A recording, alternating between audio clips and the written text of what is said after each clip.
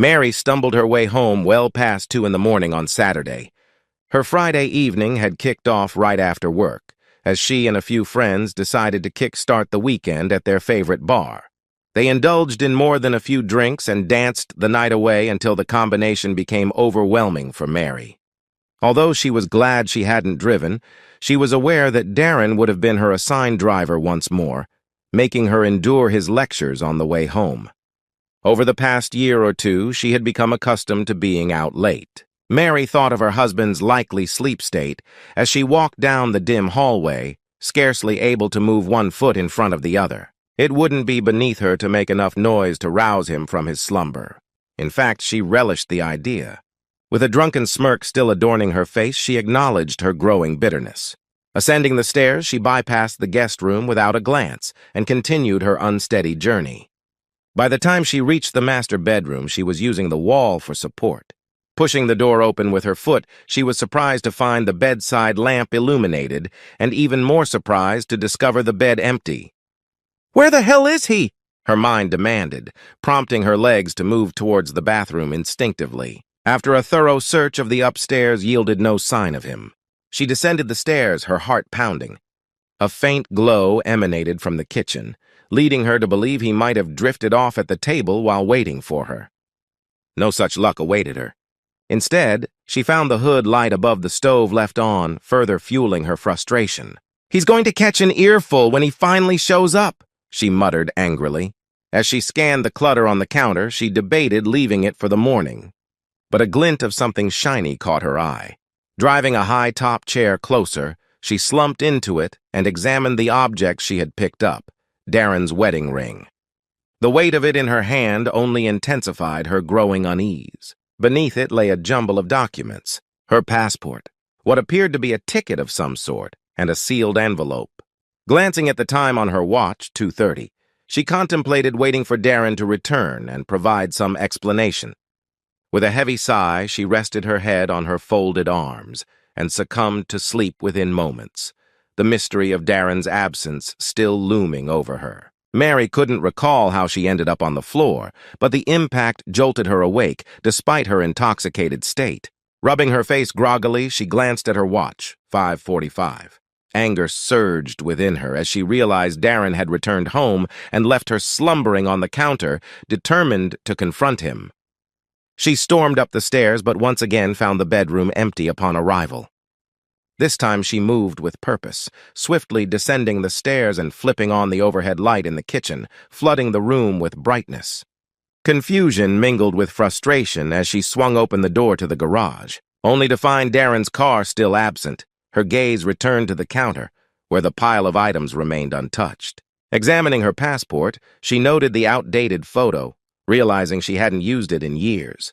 The airline ticket to Florida puzzled her further, and her curiosity piqued as she tore open the envelope bearing her name. Racing to retrieve her reading glasses from the night table, she returned to the kitchen, clutching the letter in hand, and settled onto a stool at the counter to unravel the mystery before her. Dear Mary, if you're reading this, you've undoubtedly discovered that I'm not at home, and you've come across everything I've left behind for you. You've probably heard it in bars, especially over the past couple of years. About 30 minutes before closing time, they'll announce last call. Well, my dear wife, consider this your last call. I'm sure you won't be shocked to hear me say that our marriage hasn't been working for quite some time. I wish I could say I'm willing to let it limp along as it has been for the past few years, but that's not in the cards. As I see it, we have two options. Option 1, you can muster the courage to gather up those documents and join me for a tough week of trying to salvage what's left of our relationship. If you choose this path, I'll be there to meet you when you arrive, and we can take it from there. Option 2 isn't as pleasant. We part ways, divide everything equally, and put an end to what has sadly become a charade of a marriage. I can't say I wouldn't prefer option 2, but because there's still some semblance of feeling left, albeit not much, I'm unwilling to give it one last shot. I won't delve into a lengthy analysis of how we reached this point or whose fault it may be. I'll simply say that I can't continue down the path you've chosen for us. Mary paused in her reading, glancing around the room with disbelief. Surely this had to be some sort of joke. Darren wouldn't have the nerve to follow through with what he had penned. Any moment now she expected him to walk through the door, sheepishly seeking forgiveness as he always did. "This is the gratitude I receive for being lenient with him," Mary mused bitterly. "If he believes he can intimidate me with the threat of divorce, he's sorely mistaken." Despite her irritation, she resolved to continue reading his foolish letter, reasoning that she had already invested this much time into it. "Mary, we've shared many wonderful moments in the past and have raised two incredible children together. However, as the saying goes, staying in a troubled marriage just for the sake of the children isn't sustainable. Our kids are grown now, forging their own paths with the people they've chosen. I believe that if we're both willing to make some compromises, we can rediscover the love and connection we had when we first met. It won't be simple, but it's essential if we want our marriage to endure." "Damn it! Damn it!" she muttered, flinging the letter onto the counter. "I gave that man everything I had, and now he has the audacity to say it's not enough. I swear on my life he'll pay for this when he walks through that door," Mary declared to the empty room. "If he had even an ounce of backbone instead of being a spineless coward, maybe I wouldn't have to constantly push him. If it weren't for me, he'd still be stuck as a lowly rubber salesman instead of climbing the corporate ladder like he has. He should be groveling at my feet instead of issuing ultimatums. Who does he think he is? And who does he think he's talking to? His damn mother." Mary's agitation grew, as it often did when Darren failed to meet her expectations. With a huff, she returned to reading the letter. "As mentioned, Mary, I'll be there to meet you at the plane, ready to embark on the journey of rebuilding our lives together. However, it's crucial that you ensure you're on that plane." Mary glanced at the ticket in disbelief. "There's no way I can catch that flight. It leaves in just 3 hours," she exclaimed, checking her watch. "Mr. High and Mighty will be in for a surprise when I'm not on that plane," she muttered, twirling his wedding ring on the counter. "And as for this ring, he won't be getting it back so easily. He'll have to earn it," she smirked, envisioning the tasks she'd make him undertake. When the ring slipped from her fingers and clattered to the floor, she simply left it there, feeling drained. After a night of revelry with her friends, all she craved was sleep. Dealing with her husband could wait until she was ready. Unaware of the consequences outlined in the letter, Mary didn't bother to read further. If she had, she would have seen a series of events already set in motion, beginning in just a few short hours. Later that morning, nursing a cup of coffee at the kitchen table and swearing off alcohol, Mary was startled by the arrival of Darren's two brothers, Frank and James, who entered through the front door. "Excuse me, but you two can't just barge into my house, even if you are Darren's brothers," Mary snapped, eyeing Frank and James as they entered. "Take your time finishing your coffee. We're just here to collect a few things my brother asked us to grab," Frank retorted, shooting a disdainful glance at his sister-in-law. "Fine, go ahead, and make sure to inform him that he's in for a world of trouble when he gets back," Mary shot back sharply. They didn't bother responding, simply dashing upstairs with a box of black trash bags. 3 quick trips later, they were gone, not uttering another word to Mary. They could have at least said thank you. Mary grumbled to herself, draining her second cup of coffee and contemplating whether to have breakfast or lunch, glancing up at the clock. After a late lunch, she went shopping with her friends, and since Darren wasn't around, they ended up making a night of it again. But she never made it home. She awoke on Kelly's couch Sunday afternoon, praying for relief from her pounding headache. For the second time in 2 days, she swore off alcohol, though she knew it would only last until she sobered up and felt better. Darren's probably at home right now, wondering where the hell I am. Let him stew in his own worry, she thought, before drifting back to sleep. Despite her initial spiteful intentions, Mary realized she couldn't stay over at Kelly's on Sunday night. The looming Monday morning work schedule and the lack of spare clothes at her friend's place compelled her to return home. As she stepped into the still empty house, Mary's anger resurfaced. "He can try to avoid me all he wants, but he can't escape forever," she muttered to herself, already plotting her next moves for when she finally confronted Darren. Sunday night passed quietly, too quietly for Mary's liking. As she lay in bed reading, her thoughts unexpectedly drifted towards Darren, albeit not in a hostile manner for once. Maybe I'll cut him some slack when he returns. It's been a while, and I know how much he enjoys pleasuring me. She pondered, feeling a stir deep within her, not love per se, but a sensation akin to the satisfaction she felt after Darren had brought her to climax. She awoke late on Monday morning, her book still resting on her lap. Monday morning was chaotic. Without Darren's usual prodding, Mary found herself running late for work, arriving half an hour behind schedule. The day passed in its usual flurry of activity, and it wasn't until Kelly inquired about Darren's tardiness that Mary's attention was drawn to his absence. At 10:54, Mary was approached by a man in a suit who handed her an envelope without a word. "Mrs. Mary Gray, you've been served," he stated simply before turning on his heel and exiting the premises. "He's crossed a line," Mary seethed internally. "That little jerk is going to pay dearly for humiliating me like this," she raged, scanning her surroundings to gauge who might have witnessed the encounter. During lunch, Kelly and Mary perused the contents of the envelope. "He's not asking for much," Kelly remarked. "Flipping through the 5-page document, 50% of the savings, his 401, and you get to keep the house. It seems like he just wants out. He's not getting a damn thing," Mary declared venomously, unleashing the bitterness usually reserved for Darren. "By the time I'm finished with him, he'll regret ever crossing me." During lunch, Mary logged into their online bank accounts and was shocked to discover that 50% of their funds had been withdrawn.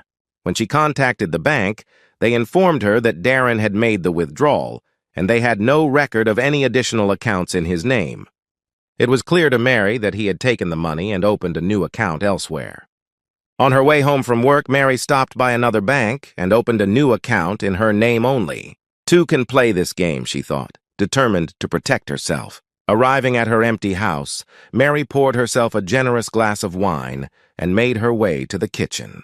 There, she retrieved Darren's letter and the other items left on the counter 2 days prior. With renewed interest, she reread the letter from where she had left off. "Mary, if you choose not to board that flight, then I'll take it as my answer, and the following steps will be set in motion. I've already taken what belongings I wanted from the house, leaving aside only the remainder of my clothes. My brothers will arrive sometime on Saturday to retrieve whatever else remains. On Monday, you'll be served with the divorce papers I had prepared months ago. As I mentioned, this is your final opportunity, and if you're not with me by Saturday, then it's the end. I'll strive to be fair, but if you decide to contest it, things could turn ugly, and I'm sure neither of us wants that. Regarding our children, they've been aware for some time that our marriage has existed in name only, so they shouldn't be too shocked. As for our families, well, they're likely surprised we've lasted this long. That's all I have to say until we meet face to face or not. If not, I genuinely wish you a good life.